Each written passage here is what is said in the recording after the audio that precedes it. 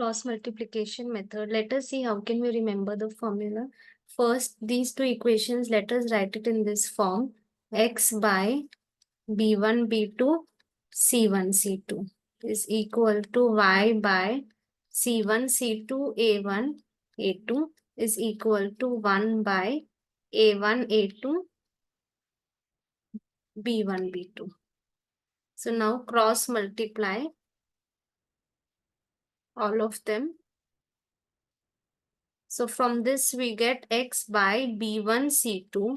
When we multiply from the bottom, it becomes negative minus B2 C1 is equal to Y by C1 A2 minus C2 A1 is equal to 1 by A1 B2 minus A2 B1.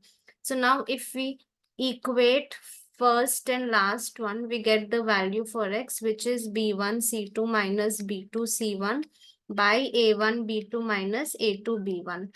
And if we equate second and third one, we get the value for Y, which is C1 A2 minus C2 A1 by A1 B2 minus A2 B1.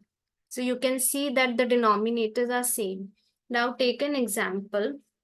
Firstly, we need to find the coefficients of A1, A2, B1, B2, C1, C2. Once we get that, we just need to substitute in the formula. So B1, C2 minus B2 C1 by A1 B2 minus A2 B1.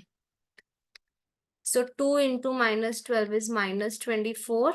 Minus into minus plus 3 divided by 1 into minus 3 is minus 3. Minus 2 into 2 is 4. So here we get minus 21 by minus 7.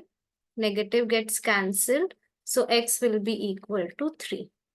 Now similarly, let us find Y. Substituting C1 into A2 minus C2 into A1 by denominator is same minus 2 into 2. So 2 minus into minus is plus. By denominator, we get the same thing.